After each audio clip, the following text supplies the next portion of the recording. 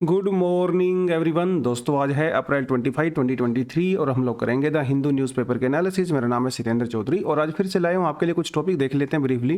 वैसे अब number of topics आपको देखने में ज़्यादा लग रहे होंगे लेकिन इनके अंदर डिटेलिंग बहुत ज़्यादा नहीं है।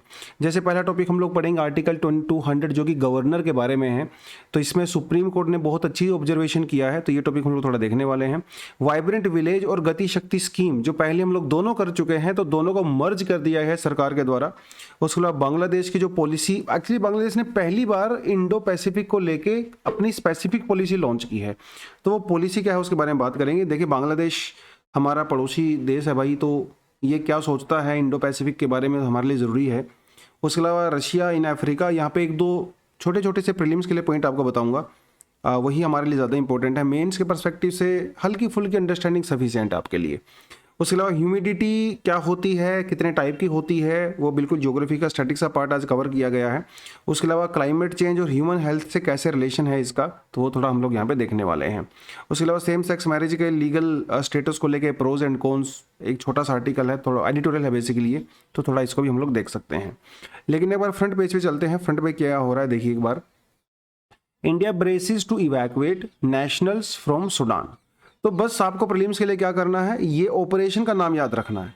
इस ऑपरेशन का नाम रखा है सरकार ने ऑपरेशन कावेरी। ऑपरेशन कावेरी। तो सूडान में जो इंडियन फंसे हुए हैं उनको वहां से निकालना है, इवैक्यूएट करना है। लगभग 3000 इंडियन सूडान के अंदर इस समय फंसे हुए हैं। मुझे तो ये समझ नहीं आ रहा कि चलो एम्बेसीज वगैरह में तो ठीक है, लेकिन बाकी लोग इंडिया के क्या कर रहे थे वहां पे जाके, क्योंकि ऐसा तो है नहीं कि भाई बहुत अमीर देश है, कुछ हो सकता है लोग इंपोर्ट एक्सपोर्ट करते हों, लेकिन 3000 पॉपुलेशन मुझे थोड़ी ज़्यादा लग रही है। बट एनीवेज 3000 वहाँ पे जैसा कि फॉरेन मिनिस्ट्री ने हमारे कहा है वहाँ पे इस समय फंसे हुए हैं, खासकर दो रीजन्स के अंदर, एक खार्तूम और एक है दारफुर। ये दोनों नाम आपको पता होने चाहिए प्रीलिम्स के लिए। पूछेगा आपसे वो कि Khartoum and Darfur were reasons for recently in news, ये कहाँ पे पड़ता है। तो या तो आपका सीधा अफ्रीका देगा वो ऑप्शन के अंदर, या फिर आपको सूडान देगा। तो बस इतना ही आपको याद करना है, ठीक है। उसके अलावा आई डोंट थिंक सो कोई खास इंपॉर्टेंट चीज़ यहाँ पे है। वो इन्होंने बार बार वही चीज़ बता रखी है कि रैपिड सपोर्ट फोर्स और सूडान की जो आर्मी के बीच में लड़ाई चल रही है आपस में, जो टॉपिक हम लोगों ने 3-4 दिन पहले अच्छे से किया था, तो इसमें तो हम लोग ऐसा ज़्यादा नहीं जाएंगे। बट ये प्रीलिम्स के लिए 2 टर्म आपके लिए काफ़ी हैं। After death of the 2 cheetahs MP seeks new site for the felines. यार ये एक बड़ी ही सैड सी न्यूज़ आ रही है मध्य प्रदेश से। तो क्यूनो नेशनल पार्क से जो एक और चीता बेचारा आया था साउथ अफ्रीका से, इसकी भी डेथ हो गई है। पहले भी एक फीमेल चीते की डेथ हुई थी वहाँ पे, जो कि नामीबिया से आई थी। तो अब तक 2 चीतों की डेथ हो चुकी है अनफॉर्चुनेटली। और नेशनल टाइगर कंजर्वेशन अथॉरिटी वगैरह ने ये सब चीज़ें कही हैं। तो बेसिकली बात यह है कि इस मध्य प्रदेश की सरकार अभी सेंट्रल गवर्नमेंट को एक प्रपोजल भेजेगी कि भाई क्यों नेशनल पार्क में संभल नहीं रहे हैं हम लोगों से ये, तो आप कोई ऑल्टरनेटिव साइट देख लीजिए। गुजरात में या राजस्थान में ज़्यादा थोड़ा सूटेबल रहता है, आप वहाँ पे जाके देख लीजिए, बिकॉज क्यों नेशनल पार्क के अंदर सफिशिएंट नहीं है। तो इतने सालों की तैयारी करने के बाद ये रिजल्ट निकला और 2 चीता की डेथ होने के बाद तब मध्य प्रदेश की सरकार ने और सेंट्रल गवर्नमेंट ने रियलाइज़ किया इसके ऊपर कम से कम 700 से 800 करोड़ रुपए खर्च हुए थे पूरे प्रोजेक्ट के ऊपर। और कितने सालों का ये प्रोजेक्ट है, 2012 में इस प्रोजेक्ट की शुरुआत हुई थी कहीं ना कहीं, फिर कोर्ट में मामला चला गया था। इतने सालों के बाद, इतने पैसा खर्च करने के बाद हमें रियलाइज़ हो रहा है कि क्यों नेशनल पार्क सफिशिएंट नहीं है, आप प्लीज़ कोई और चीज़ जगह देख लीजिए, क्योंकि एक ही महीने में ये 2 डेथ हो चुकी हैं। हालांकि फॉरेस्ट ऑफिशियल्स का ये कहना है कि जो चीतों की डेथ होती है कोई बड़ी बात नहीं है, ट्रांसलोकेशन में ऐसा होता ही है। अगर 50% पॉपुलेशन भी सर्वाइव कर जाती है तो भी इस ऑपरेशन को हम लोग सक्सेसफुल मानेंगे। यार ये तो बोलने की बात है, ऐसा होना तो नहीं चाहिए था। खैर आगे देखते हैं।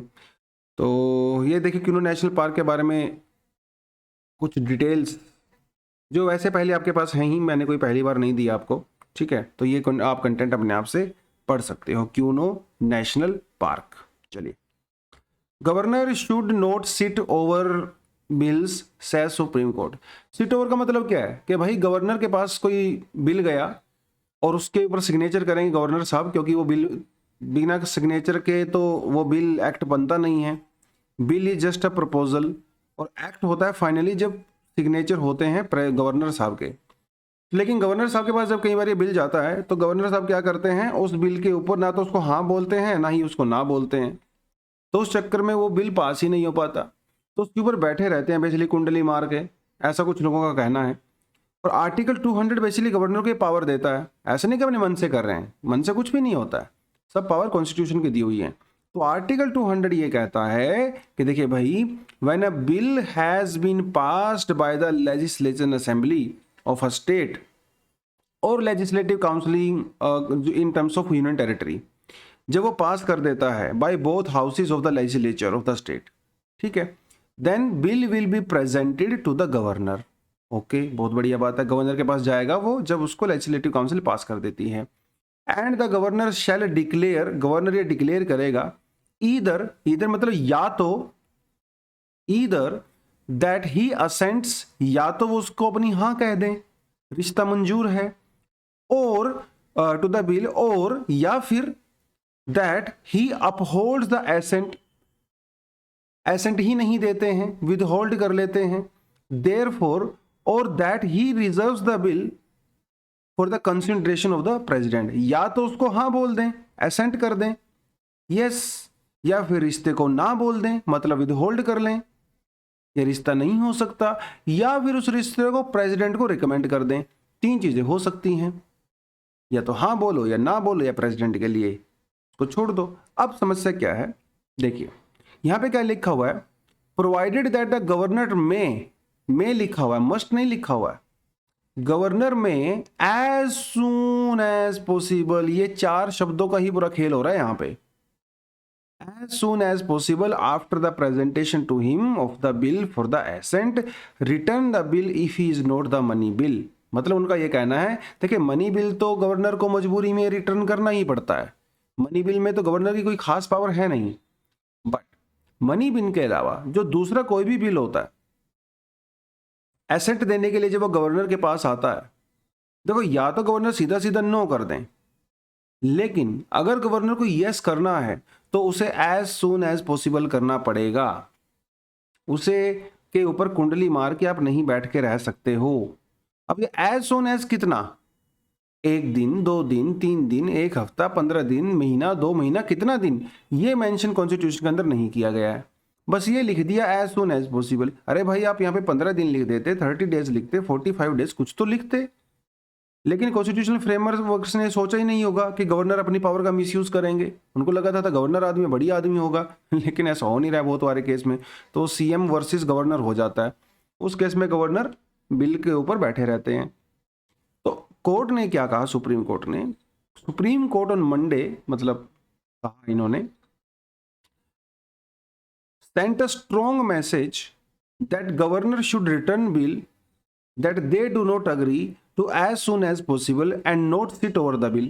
अगर गवर्नर को कोई बिल रिकमेंड करना है, वापस भेजना है, राइट, तो वो उसको जल्दी से जल्दी भेजें भाई, उसके ऊपर ना बैठे मत रहें, ताकि स्टेट का काम होता रहे। क्योंकि ये जो पूरे बिल वगैरह बनाए जाते हैं भैया, वो तो लेजिस्लेटिव काउंसिल के द्वारा बनाए जाते हैं ना, और लेजिस्लेटिव काउंसिल तो लोगों की चुनी हुई है, और गवर्नर, और डेमोक्रेसी का मतलब भी वही होता है, गवर्नमेंट बाय पीपल, लेकिन गवर्नर तो लोगों ने नहीं चुना है, वो तो अपॉइंटेड किए जाते हैं सेंट्रल गवर्नमेंट के द्वारा, तो इनकी पावर थोड़ी ना है, एग्जीक्यूटिव रियल पावर तो सीएम के हाथ में होती है, इनके पास तो नॉमिनल पावर होती है, लेकिन अपनी नॉमिनल पावर का मिसयूज कर लेते हैं।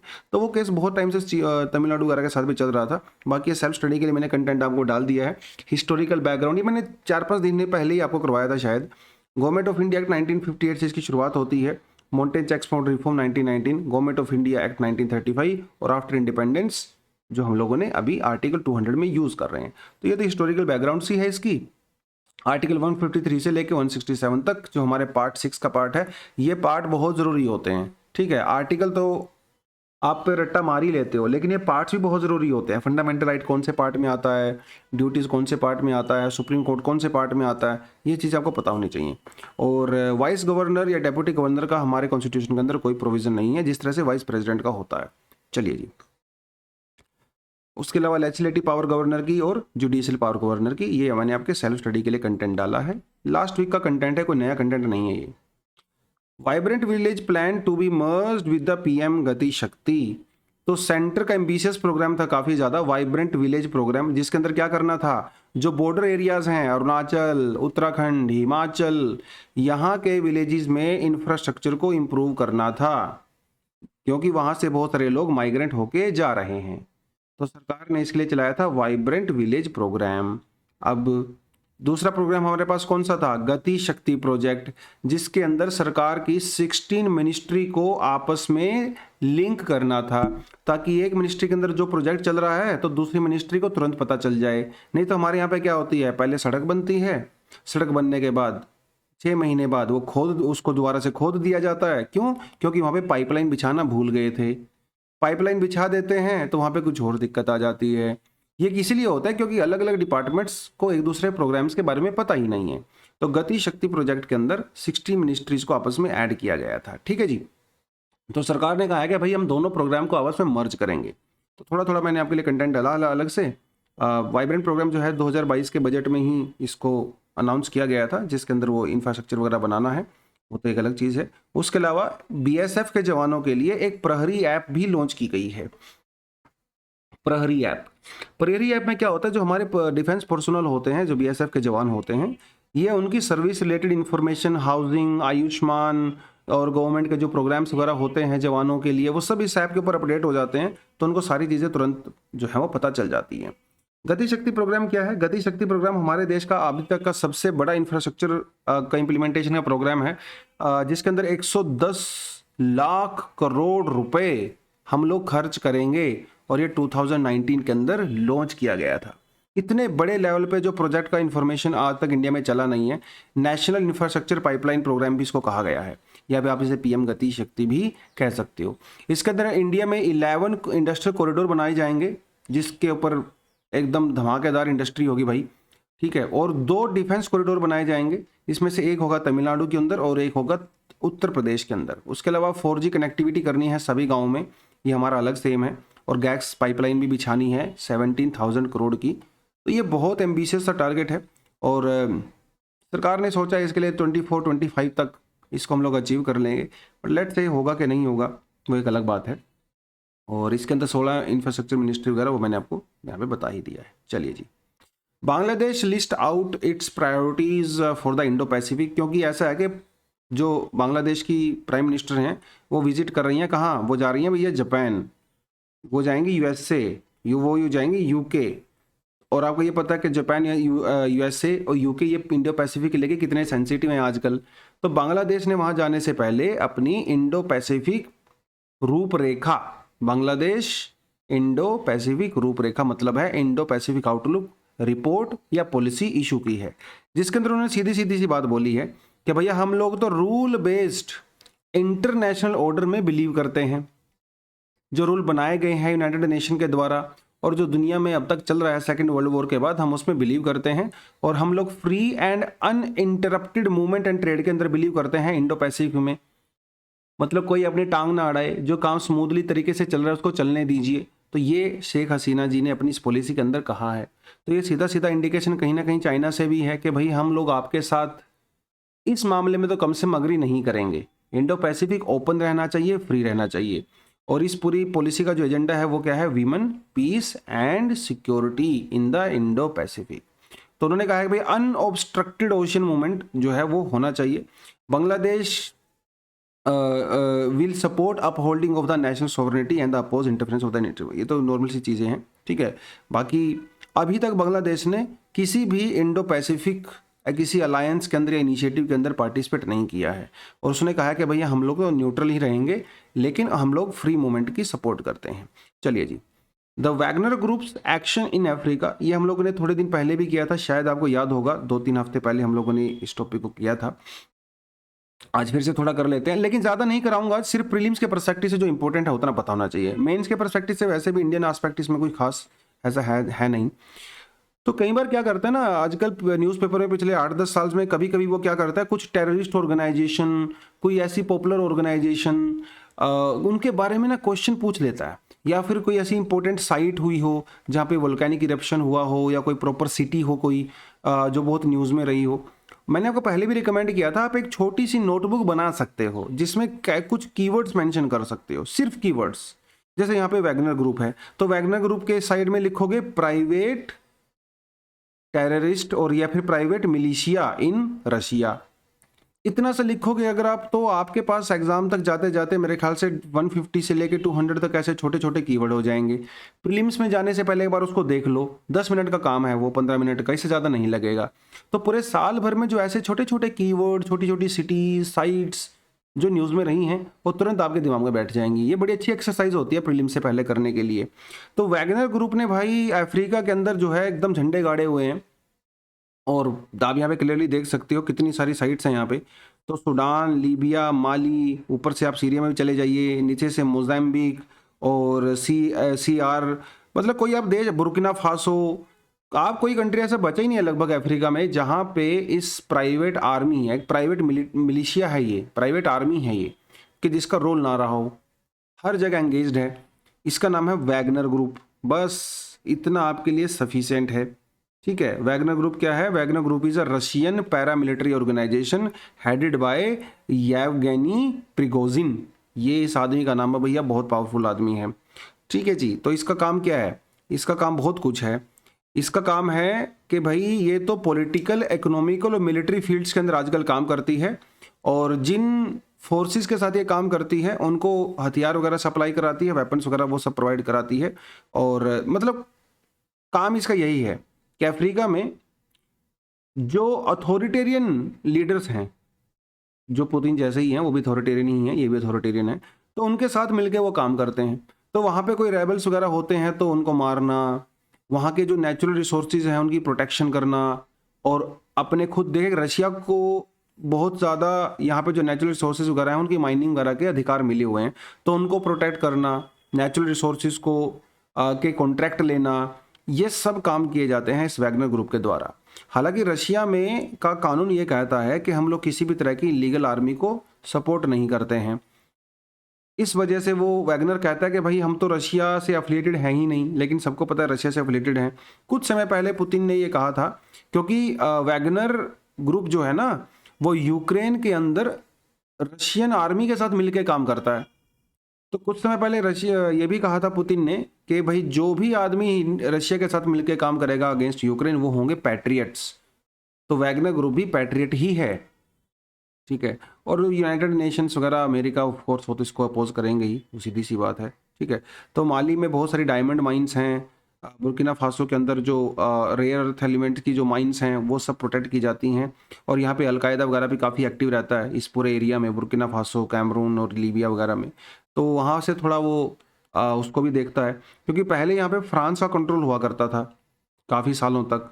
मतलब ये सब फ्रांस की कॉलोनीज हैं, लेकिन वहाँ पे फ्रांस से भरोसा उठ गया भैया दुनिया को, और फ्रांस वालों को लात मार मार के वहाँ से निकाला। और जैसे ही फ्रांस वहाँ पे गया, उस वॉइड को भरने के लिए कौन आ गया? वैगनर ग्रुप आ गया। अब वो फ्रेंच आर्मी का काम कर रहे हैं, और जो वहाँ के नेता वगैरह लोग हैं उनको भैया बहुत सारा ब्राइब भी देते हैं, पैसा भी देते हैं। अब फ्रांस वाले ये करते नहीं थे, तो वो सारी चीज़ें यहाँ पे हुई। तो finally France is out, Wagner group is in. इससे ज़्यादा इन्फॉर्मेशन आपको ज़रूरी नहीं है प्रीलिम्स के लिए। ठीक है जी। ये रैपिड सपोर्ट ग्रुप वाला थोड़ा आप याद कर सकते हो, ये तो हम लोगों ने 2-3 दिन पहले भी किया था। रैपिड सपोर्ट ग्रुप और जो सूडानी आर्मी है उसके बीच में बेसिकली लड़ाई चल रही है। ठीक है, चलो जी।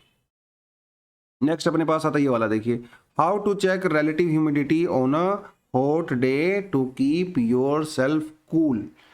तो इसकी हेडिंग पे आप ज़्यादा मत जाइए, हेडिंग उतना यहाँ पे बेनिफिट नहीं करती है हमें, बट थोड़ा सा आपको मैं बता देता हूँ। ये ज्योग्राफी का बिल्कुल स्टैटिक पोर्शन है, और आप अपनी एनसीईआरटी अगर पढ़ते हैं राइट, तो एनसीईआरटी के अंदर भी ह्यूमिडिटी का चैप्टर दिया हुआ है, और उसमें आपको कई तरह की ह्यूमिडिटी बताई जाती है। सिंपल टर्म पे अगर आपको बताऊं तो ह्यूमिडिटी का मतलब क्या होता है? ह्यूमिडिटी का मतलब होता है अमाउंट ऑफ मॉइस्चर या water vapour, moisture present in the air, ये सीधा मतलब होता है ह्यूमिडिटी का, और कोई नो लेस नो मोर। ये होती है जी ह्यूमिडिटी। अब ह्यूमिडिटी होती है 3 तरह की। एक होती है एब्सोल्यूट ह्यूमिडिटी, एक होती है जी स्पेसिफिक ह्यूमिडिटी, और एक होती है रिलेटिव ह्यूमिडिटी। ये होती है सबसे ज़्यादा इंपॉर्टेंट, रिलेटिव ह्यूमिडिटी। इसी के ऊपर सब कुछ होता है, सारा खेल।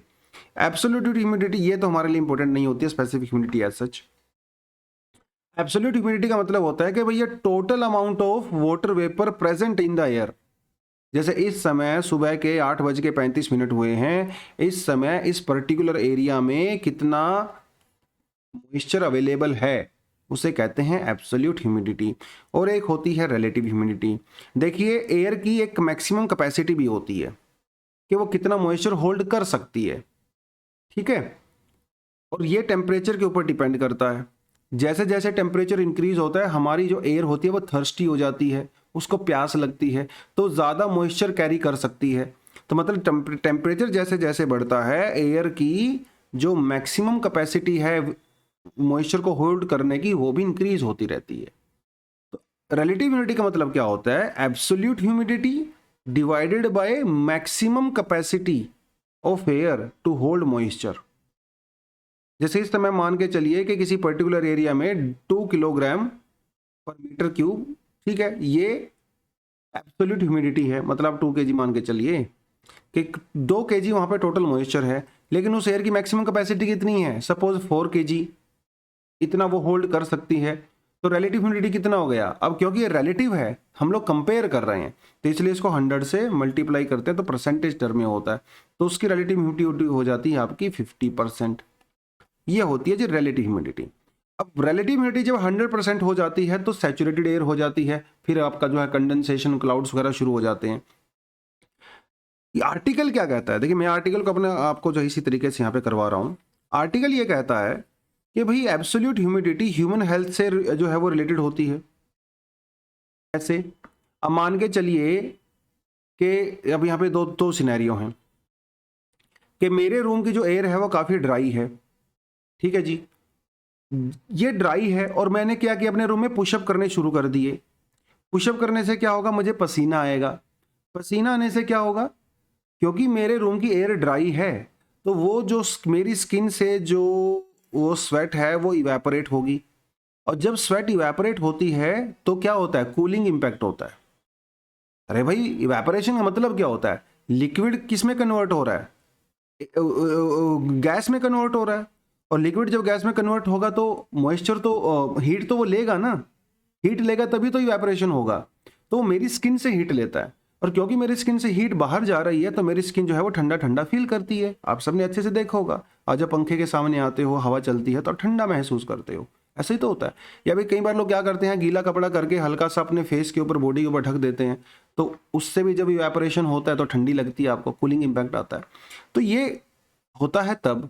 अब ये मान के चलिए दूसरे केस में कि मेरे रूम की एयर बिल्कुल भी ड्राई नहीं है, इसके अंदर ह्यूमिडिटी बहुत ज़्यादा है, मान लो इसकी ह्यूमिडिटी जो है वो 80% है। अब फिर से मैं पुशअप करता हूँ, पसीना तो मुझे फिर भी आएगा, है ना, स्वेटिंग तो फिर भी होगी, बट इस बार स्वेटिंग होगी लेकिन इवेपोरेशन नहीं हो पाएगा। क्यों? क्योंकि मेरी एयर जो है वो ड्राई है ही नहीं, मेरी एयर के अंदर मॉइस्चर कैरिंग करने की कैपेसिटी कम हो गई है, तो पसीना आएगा लेकिन आपकी स्किन ठंडी नहीं होगी, और अगर स्किन आपकी ठंडी नहीं होगी it is very dangerous for human health, it is very dangerous. और इसीलिए आप देखेंगे जो अफ्रीकन कंट्रीज वगैरह हैं, अफ्रीकन कंट्रीज में क्या होता है, वहां पे जो ट्रॉपिकल एरियाज हैं, ट्रॉपिकल एरियाज में इक्वेटर के ऊपर क्या होता है, ह्यूमिडिटी बहुत ज़्यादा होती है। ह्यूमिडिटी ज़्यादा होने की वजह से उनको स्वेटिंग तो होती है लेकिन उनकी स्किन ठंडी नहीं हो पाती, तो गर्मी भी लगती है और स्वेटिंग भी होती है। अरे बड़ा गंदे वाला टाइम होता है यार वो, यहाँ पे इंडिया में भी आता है वो, सितंबर के महीने में यूजुअली ऐसा होता है। तो डिसीज़ ज़्यादा होते हैं, मॉस्किटो बहुत ज़्यादा ग्रो करते हैं, मलेरिया डेंगू वगैरह बहुत ज़्यादा हो जाता है उस केस में। तो ये है हमारी एक डेंजरस सिचुएशन, इसे कहते हैं wet bulb temperature.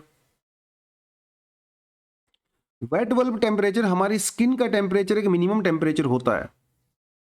Wet bulb temperature हमारी स्किन का वो मिनिमम टेम्परेचर होता है जो कि इवेपोरेशन के बाद आता है। और साइंटिफिक स्टडी ये कहती हैं कि अगर हमारे wet bulb temperature 29 degree centigrade से ज़्यादा होता है तो ये हमारे स्किन के लिए, हमारे बॉडी के लिए बहुत डेंजरस होता है, स्पेशली बॉडी के लिए, ठीक है। और अब यहाँ पे समस्या क्या है? समस्या ये हो रही है because of the climate change what is happening, temperature increase हो रहा है, इवेपोरेशन बढ़ रही है, तो रिलेटिव ह्यूमिडिटी भी बढ़ रही है, चिपचिप वाली गर्मी होती है। तो रिलेटिव ह्यूमिडिटी जब बढ़ती है तो ये अपना जो वेट बल्ब टेम्परेचर है वो इंक्रीज हो जाता है, और जिसकी वजह से क्या होता है, पसीना भी आता है और और बॉडी ठंडी भी नहीं हो पाती। अरे तो बड़ी खतरनाक चीज़ है ना, पसीना आज आने से बॉडी ठंडी हो जाए तो वेल बढ़िया है ना, लेकिन पसीना भी आए और बॉडी ठंडी भी ना हो, ये समस्या है। और ये समस्या हो रही है बिकॉज ह्यूमिडिटी ज़्यादा हो रही है, क्लाइमेट चेंज की वजह से टेम्परेचर ज़्यादा हो रहा है। तो बेसिकली इस पूरे आर्टिकल में यही कहानी है जो मैंने आपको यहाँ पे बताई है, मैंने आपको अलग से बता दिया, लेकिन आप जो भी इसको पढ़ोगे तो यही सिर्फ चीज़ें आपको देखने को यहाँ पे मिलेंगी। कुछ कंटेंट भी है, ऐसी बात नहीं है, एक छोटी छोटी चीज़ें हैं। ये कुछ टर्म्स वगैरह मैंने आपके लिए डाल दी थी, ठीक है, रिलेटिव ह्यूमिडिटी की डेफिनेशंस और वो सब करके, वेट बल्ब टेम्परेचर वगैरह क्या होता है ये भी मैंने आपको यहाँ पे अलग से डाल दिया है कंटेंट, आप इसको भी आराम से देख सकते हो। ठीक है जी, चलिए अब बढ़ते हैं जी एडिटोरियल के ऊपर। और आज का एडिटोरियल क्या कहता है, ये रहा एडिटोरियल, ये रहा the many benefits of the marriage equality. और ये लिखने वाली कौन है, राधिका पीरामल जी, ठीक है। ये वाइस चेयरमैन है कहाँ की, executive director of VIP industries limited. और इन्होंने देखिए नीचे ये पीरामल जी हैं और इनके साथ में जो है वो इनकी वाइफ हैं, सॉरी ये पीरामल जी हैं और इनकी वाइफ हैं जिनका नाम है अमांडा। तो इन्होंने यूके के अंदर शादी की थी। अब यूके में तो अलाउड है सेम सेक्स मैरिज, इंडिया में अलाउड नहीं है। तो राधिका जी ने बेसिकली अपनी पर्सनल थॉट प्रोसेस यहाँ पे बताई है। तो ये इनके पर्सनल व्यूज़ हैं, ठीक है। तो क्योंकि इनको इस चीज़ का बिल्कुल एक्सपीरियंस है, ये इंडिया में शादी करना चाहती थी, इनको अलाउ नहीं किया गया, फिर इनको यूके में करनी पड़ी शादी। तो इनका जो पर्सनल एक्सपीरियंस है उसे थोड़ा बहुत हम लोग भी सीख सकते हैं भी क्या है, इनको इन्होंने कुछ चीज़ें यहाँ पे बोली हैं। ये रेगुलर राइटर नहीं है द हिंदू के अंदर। तो सुप्रीम कोर्ट ने हियरिंग शुरू हो गई है, ठीक है, क्योंकि एलजीबीटी कम्युनिटी से जो पटिशन्स वगैरह वहाँ पे लगाई गई हैं और सरकार का पॉइंट ऑफ व्यू आपको अच्छे से पता ही है, सुप्रीम कोर्ट ने भी बहुत कुछ बोला है वहाँ पे। तो in India getting married is one of the highlights of the becoming an adult. मतलब किसी भी ज़िंदगी का शादी करना एक सबसे ज़्यादा की पॉइंट होता है, इसमें कोई डाउट नहीं है। क्योंकि हमारी सोसाइटी में अगर आप सिंगल रहते हो बहुत लंबे समय तक तो भाई सोसाइटी आपको एक्सेप्ट नहीं करती, बिल्कुल भी नहीं करती है। हाँ, आप देखिए हर चीज़ का समय होता है, आप पहले कॉलेज में जाते हो, जॉब्स करते हो, फिर शादी करते हो, बच्चे करते हो, बड़े होते हो, बच्चों को पालते हो, फिर एक दिन मर जाते हो। सोसाइटी में यही तो चलता है। लेकिन अगर आप सिंगल रहते हो तो अपनी सोसाइटी में उसको ऐसा एक्सेप्ट नहीं किया जाता है। नॉन मैरिड जो कपल्स होते हैं या नॉन मैरिड जो पर्सन्स होते हैं, हमारी सोसाइटी में उनको बहुत ज़्यादा रिस्पेक्ट नहीं दी जाती है हमारे ट्रेडिशनल कल्चर के अंदर। इसीलिए excluding LGBT community from the marriage excludes us from full benefit of the participating in family and the community life. देखिए सोसाइटी ने सीधा सीधा बोल दिया है कि जो शादी करेगा वो रिस्पेक्ट पाएगा, लेकिन एलजीबीटी कम्युनिटी तो शादी नहीं कर सकते, तो इसका मतलब इनको रिस्पेक्ट नहीं मिलेगी क्या? तो ये तो सोसाइटी के रूल सीधा सीधा कह रहे हैं कि you are not a part of us, you are isolated, आप बाहर जाइए यहाँ से, एक्सेप्टेंस है ही नहीं। तो इन्होंने अपने कुछ पर्सनल चीज़ें भी यहाँ पे बताई हैं। तो पहली बात देखिए, marriage is defined as a union between man and woman only as per existing law. इसके अंदर कहीं पे भी एलजीबीटी कम्युनिटी का मेंशन नहीं है। इसका मतलब ये हुआ that LGBT communities plus person marry would somehow distort in this union. क्योंकि हम लोगों ने साफ साफ बोल दिया सोसाइटी ने कि यूनियन का मतलब है मैन एंड वुमेन ओनली। तो भैया आप ना तो मैन हो ना वुमेन हो, तो आप तो इस यूनियन का पार्ट हो ही नहीं सकते। और अगर आप मतलब हेट्रोसेक्सुअल शादियां जो हमारे यहाँ पे होती हैं, जो स्ट्रेट लोग यूजुअली मैन और वुमन करते हैं, उनको बहुत बेनिफिट होते हैं। और जॉइंट बैंक अकाउंट ओपन करा सकते हैं, जॉइंट प्रॉपर्टी रेंट पे ले सकते हैं, खरीद सकते हैं, फाइनेंशियल एसेट्स वगैरह जो होते हैं वो भी जॉइंट आप ओन कर सकते हो, जैसे किसी कंपनी के शेयर वगैरह परचेज करने हुए। आप इंडियन इनकम टैक्स एक्ट के अंदर आपको एज अ रिलेटिव डिक्लेयर किया जा सकता है। आपकी जो स्पाउस होती हैं उसके हेल्थ इंश्योरेंस, लाइफ इंश्योरेंस वो आपको मिल सकता है। उसके जो एसेट्स वगैरह होते हैं, घर जो होता है, ज़मीन वगैरह होती है, वो उसके मरने के बाद उसके जो है स्पाउस को मिल जाती हैं। हस्बैंड के मरने के बाद वाइफ को, वाइफ को मरने के बाद हस्बैंड को, ऐसे ही तो होता है ना। ये यूजुअली बेनिफिट होते हैं। लेकिन क्योंकि एलजीबीटी कम्युनिटी के पर्सन्स को मैरिज करना इलीगल है, इसीलिए उनको ये सारे बेनिफिट नहीं मिल पाते, सीधी सी बात है। और इतना ही नहीं, ये तो टेंजिबल बेनिफिट हैं जो सामने सामने दिखाई दे रहे हैं। ऐसे बेनिफिट भी होते हैं जिनको नहीं मिलते। कौन से? रिस्पेक्ट, अफेक्शन, प्यार, दुलार, वो तुमको मिलता ही नहीं फैमिली की तरफ से, बिल्कुल रिजेक्ट कर दिया जाता है। तो ये कई सारी चीज़ें हैं। हालांकि अभी कुछ प्राइवेट कंपनीज वगैरह के अंदर को थोड़ा चेंज होना शुरू हुआ है, ठीक है, वो भी इन्होंने यहाँ पे कुछ बताया है। लेकिन प्राइवेट कंपनी भी करने की कोशिश करती हैं, लेकिन कई बार लीगल चीज़ें भी बीच में आ जाती हैं। जैसे प्राइवेट कंपनी अगर कोई एलजीबीटी कम्युनिटी की मैरिज को अगर एक्सेप्ट कर भी लेती है, लेकिन जब इंश्योरेंस क्लेम की बात आती है तो इंश्योरेंस कंपनी कहती है नहीं साहब, हम लोग तो इसको एक्सेप्ट नहीं करेंगे, हम तो आपको इंश्योरेंस नहीं देंगे। कंपनी कह रही है कि भाई मेरे यहाँ तो पॉलिसी, हम तो एक्सेप्ट करते हैं। तो वो भी एक यहाँ पे दिक्कत है। तो कुछ चीज़ें ठीक हो रही हैं, कुछ चीज़ें ठीक नहीं हो रही हैं। तो पहली बात इनका ये मानना है कि भाई LGBTQ+ marriage takes nothing away from the straight couple. मतलब आपको अपनी शादी करनी है, मैन और वुमेन को करिए, क्या दिक्कत है? जब हमें आपसे कोई दिक्कत नहीं तो आप हमसे क्या दिक्कत कर रहे हो? और आप सबको पता है कि भाई LGBT कम्युनिटी की पॉपुलेशन भी बहुत ज़्यादा नहीं है as compare to heterosexual society. तो अगर 0.1%, 0.5% या 1%, 2% अगर हम लोग शादी आपस में कर भी रहे हैं तो उससे 99% को तो ज़्यादा फर्क नहीं पड़ना चाहिए। हम आपसे आपके अधिकार थोड़ी छीन रहे हैं, हम सिर्फ अपना अधिकार मांग रहे हैं। हालांकि पब्लिक ओपिनियन थोड़ा चेंज हुआ है सोशल मीडिया के आने के बाद से, तो डेफिनेटली इसमें फ़र्क पड़ा है। और जब से सेक्शन 377 को हटाया गया है एज अ क्रिमिनल 2018 में, ये आपको पता ही है, ठीक है, उसके बाद थोड़ी एक्सेप्टेंस बढ़ी है सोसाइटी में भी और प्राइवेट कंपनीज वगैरह में स्पेशली। तो जो HR, जो ह्यूमन राइट्स की, जो ह्यूमन रिसोर्सेज की जो पॉलिसीज़ वगैरह हैं, अभी वो थोड़ी सी फेयर हुई हैं, इक्वल हुई हैं और नॉन डिस्क्रिमिनेशन के ऊपर काफ़ी ज़्यादा फोकस करती हैं प्राइवेट कंपनीज वगैरह। तो चीज़ें तो बड़ी हैं, ऐसी बात नहीं है, ठीक है। तो फेयर, लेकिन fair policy have not led to the negative consequences और the backlash from the majority workforce. लेकिन ऐसा नहीं है कि अगर HR ने पॉलिसीज बेटर बना भी दी हैं, फिर भी कंपनी के अंदर कुछ ना कुछ डिस्क्रिमिनेशन तो डेफिनेटली वहाँ पे होता ही है। बाकी इंश्योरेंस वाला पॉलिसी मैंने जो है आपको बताया ही था। लेकिन अगर किसी कंपनी के अंदर एक्सेप्ट किया जाता है LGBT कम्युनिटी को, तो डेफिनेटली LGBT कम्युनिटी जो है उस कंपनी के लिए काफ़ी लॉयल जो है वो फील करती है और उस कंपनी में अपनी मैक्सिमम आउटपुट दे सकती है बिकॉज उसको एक्सेप्ट किया गया है, राइट। तो ये जो अपना यहाँ पे सेम सेक्स मैरिज के कुछ प्रोज एंड कुछ कॉन्स जिसको हम लोग पहले डिस्कस कर चुके हैं, ठीक है, ये आप सेल्फ स्टडी के लिए मैंने आपके लिए यहाँ पे डाला था इसको, तो आप इसको आराम से यहाँ से पढ़ सकते हो। Apart from that we have some additional articles also, पढ़ने का मन करे तो पढ़ लीजिए, क्योंकि केस 1 अंधा भारती केस बहुत इंपॉर्टेंट है, 1973 है ना, doctrine of basic structure, Laxmikanth का टॉपिक है, बिल्कुल बहुत बार इसको हम लोग क्लास में कर चुके हैं, इसलिए इसको आज मैं सच आपको नहीं करवा रहा हूँ। बीच में कभी मौका मिलेगा, कुछ और खास आर्टिकल नहीं आएगा तो फिर इसको हम लोग यहाँ पे कर लेंगे। 1973 केशवानंदा भारती केस हमारे पॉलिटिकल हिस्ट्री का, जुडिशियल हिस्ट्री का एक one of the most important case है ये, ठीक है। गोलकनाथ केस, ये वाला केस बहुत इंपॉर्टेंट है, तो ये पढ़ना चाहिए आपको। चलिए जी, आज के लिए इतना ही है। Thank you very much, all the best, जय हिंद।